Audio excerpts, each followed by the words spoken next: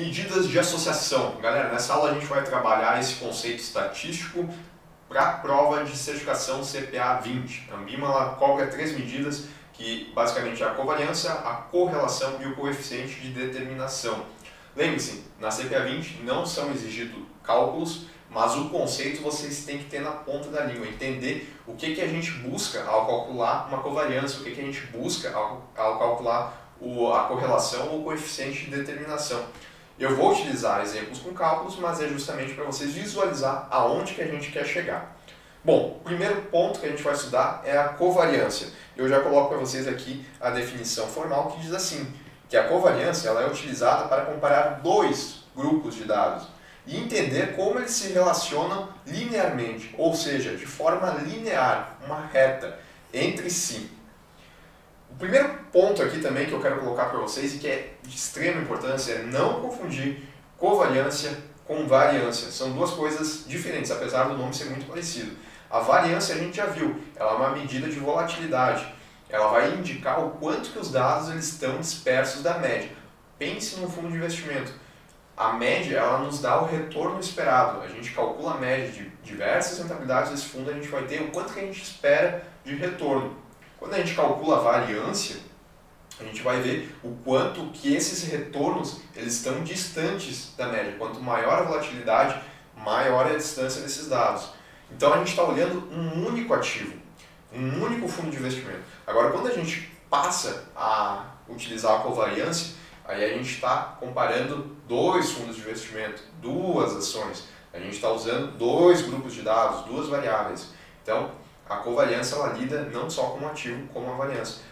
Tanto é que vocês podem até utilizar esse macete, né? A variância ela é menor, ela tem menos letras aqui, então é um ativo. A covariância tem mais letras, então o que aumentou ali são dois ativos. Só um macete aí que talvez ajude vocês a não esquecer, porque muita gente confunde um com o outro. E qual que é a ideia da covariância? A gente viu que busca entender se as variáveis elas se relacionam de forma linear entre si. Linear, eu já coloquei aqui, é uma reta, né? Então a gente vai ver se, por exemplo, se a gente tem dois fundos de investimento, a gente vai ver se quando um fundo de investimento ele está subindo a rentabilidade dele, o que vai acontecer com esse outro fundo de investimento? Será que a rentabilidade dele vai cair, vai subir, ou não tem relação com o que acontece com esse fundo? É isso que a covariância ela vai nos dizer, mas sempre de forma linear. Que é assim, né? Se a gente tem aqui um fundo subindo, o outro também pode estar subindo de uma forma proporcional ou caindo de forma proporcional, mas sempre seguindo uma reta. Isso é diferente de uma relação exponencial, por exemplo, que faz isso daqui. A covariância, ela não nos indica isso. Tem que utilizar outros cálculos. A covariância, ela nos diz se é linear. Renan, por que está batendo tanto nessa tecla de linear? Porque isso é importante. Quando o resultado da covariância, por exemplo, ser zero, e aí eu já estou dando spoiler do que vem pela frente, a gente vai ter que não existe relação linear entre as duas variáveis, mas pode ser que ainda exista algum tipo de relação, pode ser uma relação exponencial, por exemplo, mas a gente diz que não há relação linear, porque é isso que a covariância ela olha. Mas aí eu já adiantei um pouquinho. Fato é que a gente, quando calcula a covariância, a gente tem três resultados possíveis, que basicamente são esses. O primeiro é a covariância positiva. Ela nos indica que as duas variáveis, então os nossos dois fundos de investimento, eles se movimentam na mesma direção. Ou seja, se um está subindo, o outro também está subindo. A gente pode ainda ter uma covariância negativa, que indicam que as variáveis elas se movimentam em direções opostas. Ou seja, se um está subindo, o outro está caindo. Se esse está caindo, o outro está subindo. E isso que diz a covariância negativa. Há uma relação entre os dois e essa relação ela ocorre em direções opostas. E como eu coloquei antes, a gente tem a covariância nula, que a gente foi lá, calculou a covariância e teve esse resultado, igual a zero. Significa que não há relação linear entre as variáveis. Ou seja, uma está subindo e a outra pode estar fazendo qualquer coisa aqui que não siga uma reta linear, tanto para cima quanto para baixo. Bom, como é que se calcula? Eu falei bastante dos resultados, mas como é que se calcula a covariância? Existe uma fórmula e a fórmula é essa que está na tela para vocês. Lembre-se, não precisamos fazer a conta, mas a fórmula tem que saber, né? Porque eles vão tentar confundir aqui a fórmula da covariância com a fórmula da variância. Bom, a fórmula aqui a gente tem a covariância, né? E aqui a gente tem o que a gente precisa saber para como fazer esse cálculo. Esse E aqui é de esperança. Esperança é a média. Para vocês não esquecerem mais isso daqui, quando a gente calcula a média de rentabilidade de um fundo de investimento, a gente calcula o retorno esperado, é o que a gente espera, é a nossa esperança. Então, média, esperança, retorno esperado, entenderam onde eu quero chegar, né? Então, a gente está calculando a média, esse x e esse y, vocês entendam eles como as duas variáveis que estão sendo, que a gente está calculando a covariância delas. Pode ser aqui o fundo A, por exemplo, o fundo B, né? Só que no caso aqui a gente utiliza essas letras, né? Fundo X, fundo de investimento X e fundo de investimento Y, ação X, ação Y. Então a gente calcula a média dos preços de X ou das variáveis de X vezes as variáveis de Y. E depois faz isso menos a média de X vezes a média de Y. Esperança, média, lembre. Vamos colocar um exemplo que daí vai ficar mais fácil para vocês entenderem. Então, a título de exemplo aqui, a gente vai medir a covariância de duas ações, né, que apresentaram os seguintes preços ao longo de uma semana. O que a gente quer buscar fazendo esse cálculo? A gente quer saber se existe uma relação entre os preços da ação A com o preço da ação B. Ou seja, se subiu o preço da ação A, será que aconteceu alguma coisa aqui com a ação B? É isso que a gente vai calcular através da covariância. E daí, percebam que a gente tem aqui 5 dias da semana, que vai de segunda a sexta, e os preços de cada ação, o preço da ação A e o preço da ação B. Na segunda-feira, a gente fechou aqui com R$30 na ação A e R$7 na ação B. Já na terça, o preço da ação A caiu para R$ 28,50. E o preço da ação B, olha só, ele caiu também. Na quarta-feira, o preço da ação A ele subiu de R$ 28,50 para R$ 31, então subiu. A mesma coisa, o mesmo movimento aconteceu aqui, ó, de R$ 6,90 subiu para R$ 7,10. Estão vendo que, basicamente, parece que tem uma relação aí. Enquanto um está caindo, o outro está caindo junto. Quando um subiu, o outro subiu junto. Me parece que há uma covariância positiva. As duas estão andando na mesma direção. Mas isso a gente vai saber através do cálculo da covariância. E aqui a gente começa a calcular. Primeiro passo, calcular os totais. Então a gente vai pegar os preços da ação A e fazer o total. Deu 151,40, né? Somando o preço de cada dia. Mesma coisa para a ação B, a gente chegou em 35,25. A vezes B, né, que consiste em multiplicar os preços de A vezes o preço de B, a gente chegou no total de 1.067,84.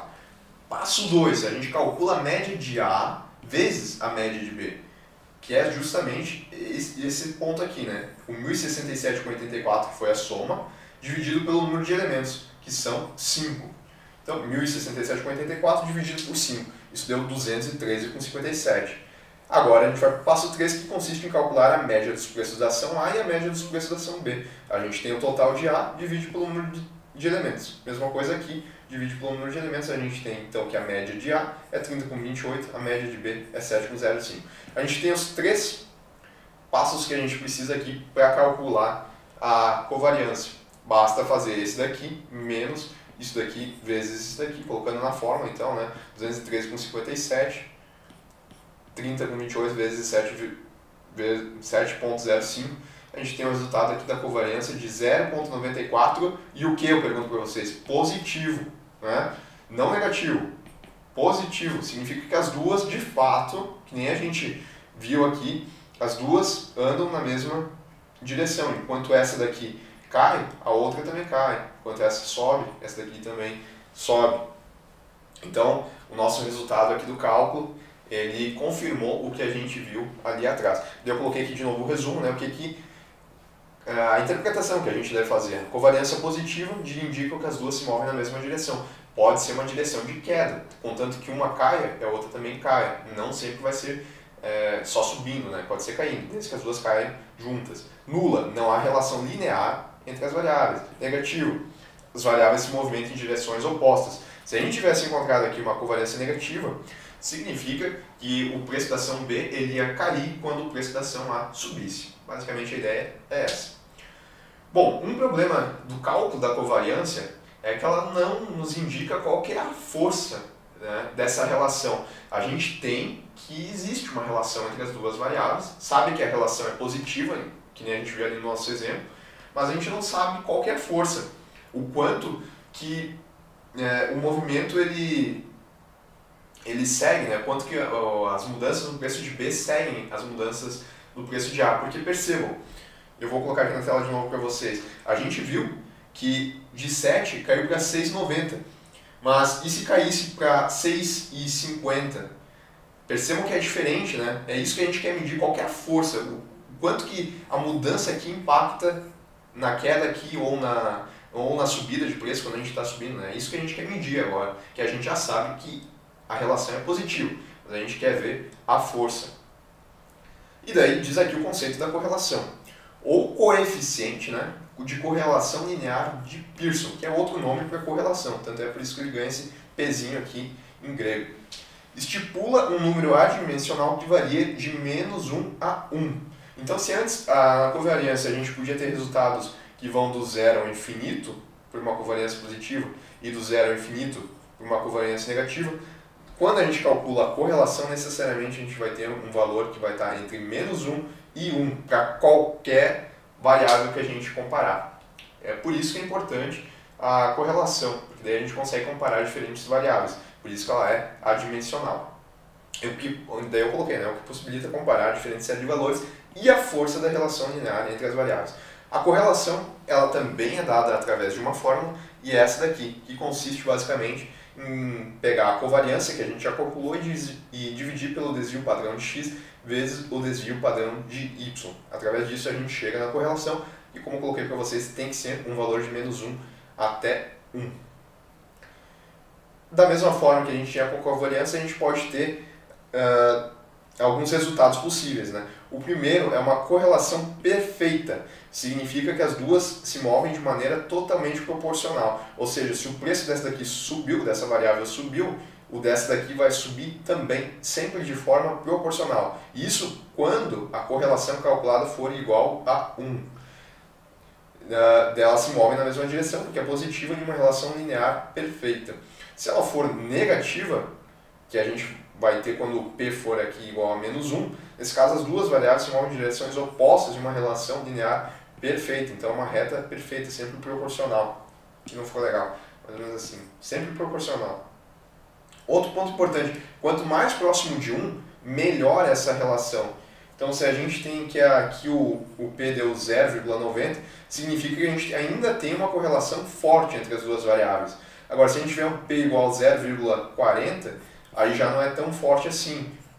P igual a 0,20, a relação ela já começa a ficar mais fraca. Quando a gente chega em P igual a 0, que é esse ponto aqui, né, a gente tem uma correlação nula. Nesse caso não existe relação linear entre as duas variáveis. Basicamente isso acontece quando a covariância é igual a 0. Por quê? Porque daí quando a gente for calcular a correlação, essa parte da equação ela vai ser 0. Se essa parte é 0, independentemente do que tiver aqui, o resultado da correlação ele vai ser 0 também. Ou seja, não há relação linear entre as duas variáveis. Quanto mais próximo de 0, menor é a força. Quanto mais perto de 1, maior é a força de uma relação linear positiva. As duas se movem na mesma direção. Quanto mais perto de -1, melhor é a relação linear, só que em direções opostas. Voltando então para o nosso exemplo das ações, agora a gente quer calcular a correlação. A gente já sabe que existe uma relação entre as duas variáveis e que essas duas variáveis, as duas ações ali que a gente tem, elas se movem no mesmo sentido, porque é uma covariância positiva. Agora a gente quer ver o quão forte é essa relação. Então a gente tem aqui os preços, né? O primeiro passo ele consiste em calcular a covariância entre as duas variáveis. A gente já fez isso e a gente chegou no resultado de 0,094. Agora a gente vai calcular os desvios padrões de A e B, através da fórmula, né, de desvio padrão, que é esse monstro aqui, e que resulta em 1,10.8 para a ação A e 0,111 para a ação B. Só recapitulando um pontinho importante aqui, né, para quem não está lembrado, o desvio padrão, eu já coloquei para vocês, é uma medida de volatilidade. Ele indica o quanto que os dados eles estão dispersos dos dados. Tá vendo que para a ação B aqui, ele é menor, esse desvio padrão, do que para a ação A. Vamos ver se isso daqui ele acontece na prática. A gente tem, né, no primeiro momento aqui, a média. A média da ação A ela é 30,28 e da ação B 7,05. E agora a gente vai ver se os preços eles estão perto da média. Para a ação A, eles têm que estar mais distantes do que da ação B, porque o desvio padrão aqui ele é maior do que aqui. Bom, a média, 30 com 28, a gente percebe que aqui foi 30, aqui já caiu para 28 com 50, 31, 31 com 30, 30 com 60, está andando um pouquinho distante dos 30 com 28. Agora, para a ação B, a média é 7,05. Percebam que as rentabilidades são mais próximas, ó, 7, 6,90, 7,10, 7,20. Está ficando no intervalo mais perto aqui da média, né? Sempre andando aqui pertinho, já que por a outra a gente tem a média e os intervalos eles estão mais afastados. Então confirmou, realmente o desvio padrão da ação B ele é menor do que o da ação A. Isso aqui eu só quis recapitular, né? Assunto de outra aula só para vocês reforçarem esse conceito. Bom, a gente calculou aqui os dois desvios padrões e a gente já tem a covariância. Então é só colocar na fórmula, basicamente a gente tem a correlação. Dividiu um pela multiplicação dos dois, a gente tem 0,764 para a correlação. Isso daqui indica a força, lembrem que ela vai de menos 1 até 1. Quanto mais próximo de 1, maior é a relação linear positiva. A gente já sabia que esse valor aqui ele ia dar positivo, porque a covariância foi positiva. Agora a gente está vendo que ele está bem próximo de 1, que é essa situação aqui, né? A correlação não é igual a 1, mas está próximo de 1. Quanto mais próximo de 1, melhor é a correlação positiva.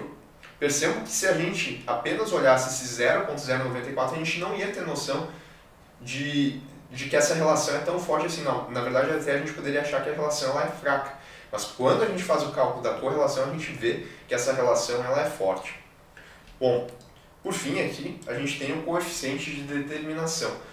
Percebam que a covariância a gente queria ver se existe uma relação entre as duas variáveis. E qual que era o sentido dessa relação. Sempre uma relação linear. Com o coeficiente de correlação, agora a gente queria ver qual que era a força. Com o coeficiente de determinação, a gente quer ver o quanto que as mudanças que ocorrem em nossa ação B, pensando no nosso exemplo, são explicadas pelas mudanças que acontecem no preço da ação A.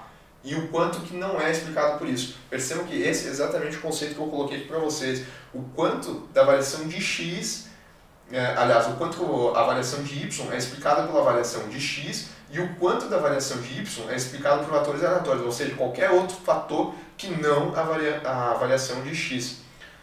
Só voltando aqui para o nosso gráfico, basicamente a gente vai dizer o quanto que essa variação aqui que está acontecendo de 7 para 6,90, por exemplo, é explicado pela variação que ocorre aqui na ação A, porque essa, no nosso exemplo, é a nossa variável dependente.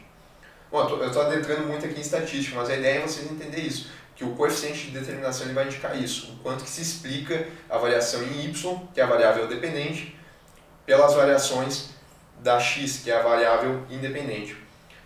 E aí a gente tem uma fórmula, né, para fazer esse cálculo. A gente apenas eleva ao quadrado o coeficiente de correlação linear de Pearson. Então a gente tem o nosso resultado aqui, a gente faz isso daqui elevado ao quadrado e a gente tem o nosso R2, que é o símbolo do coeficiente de determinação. É R2 aqui, né, justamente porque ele eleva ao quadrado a correlação. O resultado de R2 ele irá avaliar o intervalo de 0 a 1. E quanto mais próximo de 1, também mais forte a relação. Por que aqui é de 0 a 1, enquanto que aqui era de menos... Nossa, tem que voltar bastante. Aqui era de menos 1 a 1 e aqui é de 0 a 1. Aí tem que lembrar da matemática básica, né? Quando a gente eleva ao quadrado um número que seja negativo, por exemplo, a gente vai ter aqui um número positivo. Essa é a ideia. Porque quando a gente eleva ao quadrado, ele perde o sinal de negativo.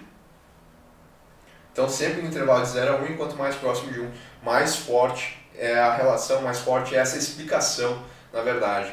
Então, voltando ao nosso exemplo das ações, havíamos obtido correlação de 0,764, portanto, o R2, que basta elevar ao quadrado aqui, vai ser de 0,5837. Ou seja, aproximadamente 58% das alterações no preço da ação B são explicadas por alterações no preço da ação A.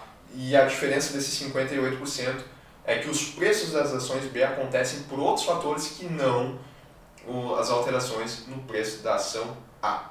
Galera, de medidas de associação que a Ambima nos cobra para a CPA 20 era isso.